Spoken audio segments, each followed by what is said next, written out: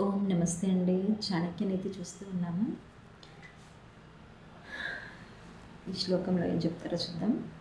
ఏకాహారేణ సంతుష్టః షట్కర్మ నిరతః సదా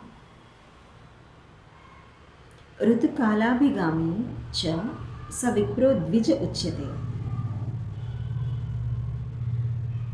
ఒక పూట భోజనం చేసి ఆ భోజనంతో సంతృప్తి చెందుతూ తన కర్తవ్య కర్మలలో ఏదైతే అధ్యయనం కానీ అధ్యాపనం కానీ ఇతర కర్తవ్య కర్మలు కానీ ఎప్పుడు నియమబద్ధంగా అందులో నిమగ్నమై ఉంటారో, అలాగే ఋతుకాలంలో మాత్రమే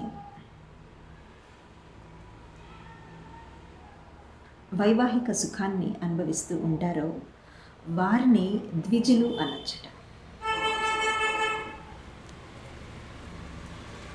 ఒక రకంగా చాలా సాధన చేసినట్టు. ఏకాహారం అంటే అది అంత సామాన్యం కాదండి. ఇటువంటి వారిని కూడా ద్విజులు అని అంటారు. ఋతుకాలబద్ధంగా వ్యవహరించినప్పుడు గృహస్థులు కూడా బ్రహ్మచారులతోనే సమానం.